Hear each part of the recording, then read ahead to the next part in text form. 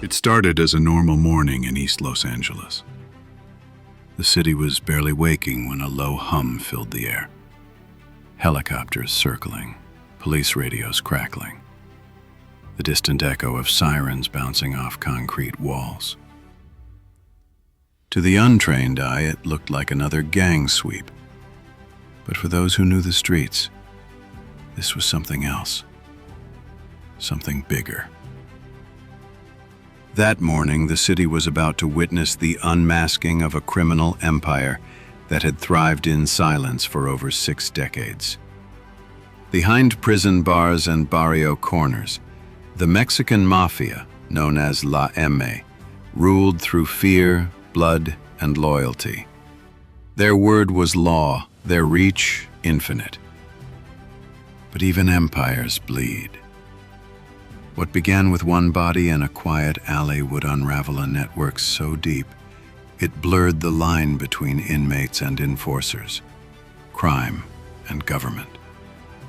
And as dawn broke, no one yet realized that by nightfall, the true face of power in America's underworld would finally be exposed. The story begins in California, 2023, a state bathed in sunlight, but shadowed by an empire that thrived on blood and silence. The Federal Bureau of Investigation, together with the Drug Enforcement Administration, had been watching for years.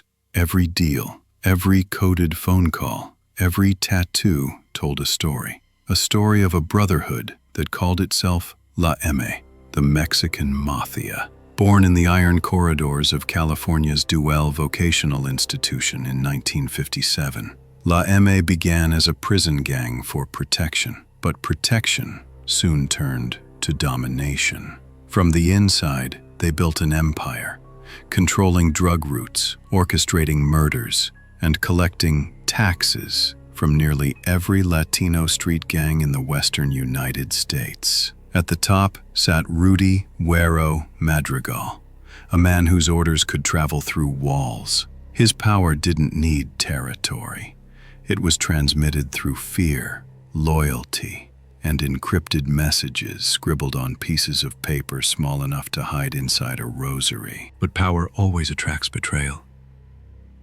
On November 14th, 2021, a 27-year-old gang affiliate named Miguel Mikey Salazar was found dead behind a taco stand in East Los Angeles. 3 bullets in the chest. A small M carved into his forearm. The message was clear. Betrayal has a price. Detectives from the LAPD gang division quickly realized this wasn't a random shooting. The killing bore the ritualistic signature of La M's executions. Swift, silent, final. Within weeks, the case grew beyond city lines. DEA reports connected the murder to ongoing fentanyl trafficking, arms deals, and the quiet resurgence of La M's influence across the American West. And so began Operation Black Widow 2, a 4-year investigation that would unearth corruption, double agents, and a criminal network so entrenched that even law enforcement wasn't sure who to trust. The call came in at 10:17 p.m., a quiet Sunday night in East Los Angeles. Shots fired behind a taqueria on Cesar Chavez Avenue. When detectives Ramirez and Collins arrived, the street was eerily still. Neon signs flickering, the smell of burnt tortillas still in the air. Behind the restaurant, the body of Miguel Mikey Salazar, 27, lay face down beside a dumpster. 3 bullets, close range, execution style. Ramirez crouched down, brushing dust from the victim's arm. A crude M was carved into the flesh. A brand, not a message. La M, La M, he whispered. Collins looked around. No cameras, no witnesses. Just 3 9mm casings glinting under the flickering security light. But what caught their attention wasn't on the ground. It was in the victim's jacket pocket. A cheap prepaid phone, still unlocked, The last message, sent minutes before the murder, read, "Green light confirmed. East side. No mistakes." Detectives took the phone to the lab. Within hours, a forensics tech pulled fragments of deleted texts, coded phrases like "prayers for 13," "blessings from inside," and an address in Riverside County. Ramirez recognized the pattern. These weren't random. They were part of La Me's secret communication system, developed inside prison walls to order hits without names or voices. The next day, an LAPD intelligence analyst traced the phone's signal to Riverside County Jail, the same facility housing Rudy Güero Madrigal, the suspected leader of the Mexican Mafia. Ramirez leaned back in his chair, exhaling slowly. The order came from inside. It wasn't just a local murder anymore. It was the first thread in a web that stretched from the streets to the cells, and it had just started to unravel. Detective Ramirez hadn't slept in 30 hours when he met Agent Carla Ruiz of the DEA. She was sharp, confident, and carried a box full of evidence marked confidential. Inside were prison meal containers, each with faded ink on the underside of the lids. Verses from the Bible, or so it seemed. Every message came from different inmates, Ruiz explained, sliding a photo across the table. But look closer. Between the lines of scripture were faint indentations, dots, slashes, and letters, written in invisible ink made from lemon juice. The hidden code translated to street orders. Transfer 4K to Pablo. Cut connection with East Side. Green light confirmed. La Emma had built a communication system so complex it slipped through every security layer. Every care package, snacks, hygiene kits, even rosaries, carried information disguised as religious blessings. Inside Riverside County Jail, Güero Madrigal was orchestrating a drug empire from his cell, issuing death sentences with nothing but coded prayers. Ruiz connected the dots further. The shipments are moving through church donations and food charities. Fentanyl from Sinaloa, disguised as powdered milk. Ramirez stared at the evidence wall. Photos, strings, maps. Everything pointed back to the same shadow. Then, a breakthrough. A burner phone, confiscated from an inmate, contained a recording. A 19-second voice clip. A gravelly voice speaking in Spanish. Blessings from the inside. Voice analysis confirmed a match. Güero Madrigal. For the first time in 4 years, federal agents had proof that the Mexican Mafia's orders were being issued directly from behind bars. And now the hunt wasn't just for killers. It was for a ghost empire hiding in plain sight. May 6th, 2023, 3:42 a.m. The city of Los Angeles was asleep when more than 1,000 law enforcement officers moved in silence. From the skies, helicopters hovered low over Riverside, San Bernardino, and East LA. On the ground, armored vehicles rolled down narrow streets as agents from the FBI, DEA, ATF, and LAPD prepared to strike. "Go, go, go!" The command shattered the stillness. Doors splintered, flashbangs erupted. Within seconds, entire blocks lit up with gunfire and chaos. Inside a modest house on Chavez Avenue, agents found a hidden basement, steel doors, concrete walls, and a stash of $1.2 million in cash, multiple AR-15 rifles, and a mural of a black widow spider with the letter M painted in red. In another raid across town, 2 La MA enforcers, known as Toros, opened fire before being subdued. Meanwhile, at Riverside County Jail, guards stormed the isolation wing where Rudy Güero Madrigal was held. They expected panic. Instead, Güero sat calmly on his cot, head bowed, a faint smile cutting across his face. "Took you long enough," he said in Spanish. Minutes later, a secure FBI communication channel went dark, breached from within. Someone inside the operation had leaked the raid details before it even began. Several suspects were already gone, their homes emptied, their digital footprints erased. Agent Carla Ruiz clenched her jaw. "We've got a rat in the system." The realization hit hard. They weren't just fighting gangsters. They were fighting an organization that had infiltrated law enforcement itself. And as dawn broke over Los Angeles, the war between the shadows and the badge had only just begun. 2 weeks after the raids, Detective Ramirez sat in a windowless conference room littered with evidence files. Maps of the city were covered in red pins, each marking a murder, a shipment, or a payoff. But now the investigation had left the streets and entered boardrooms. The forensics team had linked the bullets that killed Miguel Salazar to a Glock 19 used in an unsolved 2019 homicide, a double execution in Riverside. The same serial number had been filed off and resold through an underground arms dealer, tied to a police evidence clerk.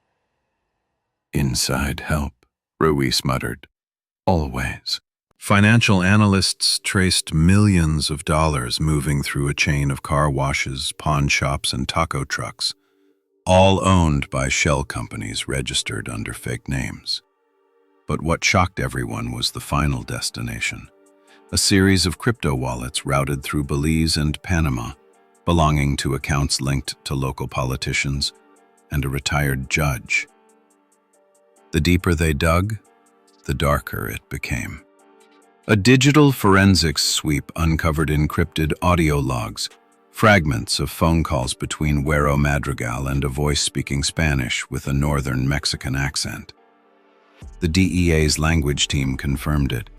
The contact was a Sinaloa cartel envoy. Mini reveal. The Mexican Mafia wasn't just ruling prisons. They had become the U.S. branch of an international drug syndicate, controlling the fentanyl supply entering California. In one recording, Güero's gravelly voice was unmistakable. "The streets are yours, the border is ours. Balance the blood, and everyone eats." By the end of the week, Ruiz had a wall of photos. Politicians shaking hands, priests blessing donations, officers receiving medals, all unknowingly funded by La M's money. Ramirez looked at it and whispered, "This isn't just a gang. It's a government." By late 2023, Operation Black Widow 2 had morphed into one of the largest organized crime cases in U.S. history. Hundreds of suspects were in custody, but the real battle was happening in silence. Inside interrogation rooms, court chambers, and encrypted servers that refused to yield.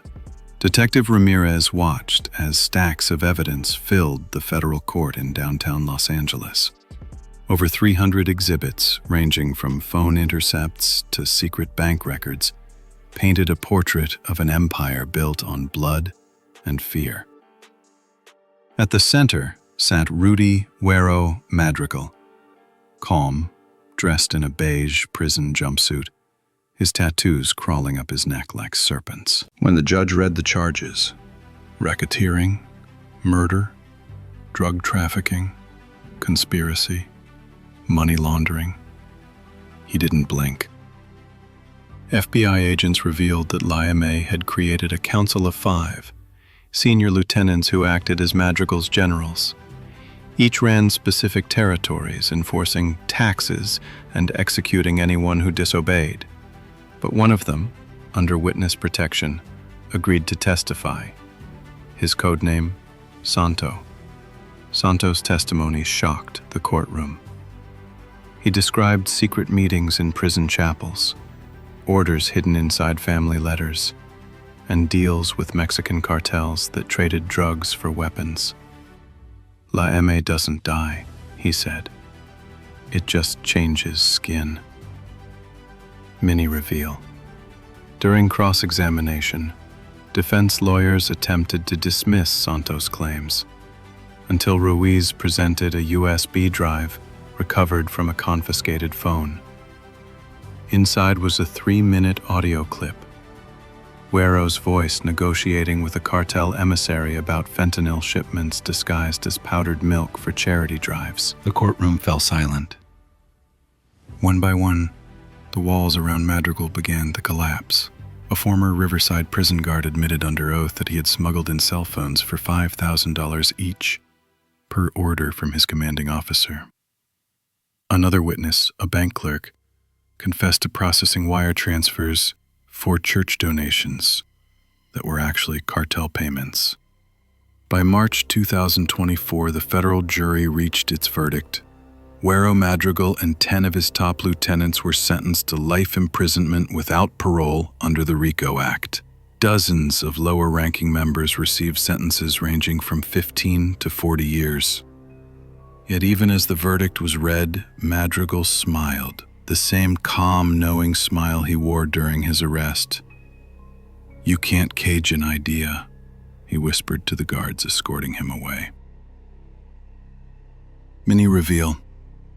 2 weeks after sentencing, a prosecutor found an unmarked envelope slipped beneath his office door. Inside was a single playing card, the Queen of Spades, and a note written in Spanish. La M nunca muere. La M never dies. That same week, DEA cyber teams intercepted new coded messages circulating in Los Angeles County Jail, references to the Widow Reborn. Someone new was giving orders. The operation had taken down the face of the empire, but not its soul. Behind concrete walls, the machine was rebuilding, smarter, quieter, and more dangerous than ever. The fall of La M wasn't the end of a gang. It was the revelation of a truth America had long tried to ignore. That power doesn't always wear a uniform, and control doesn't always come from a throne.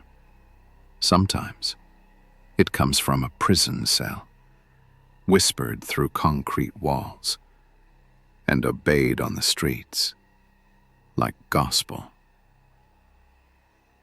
For decades, the Mexican Mafia built a kingdom out of fear and loyalty. It taxed the poor, punished betrayal with death, and ruled entire communities through silence. Parents taught their children not to look, not to speak, not to ask. Because in neighborhoods ruled by La M, silence was survival.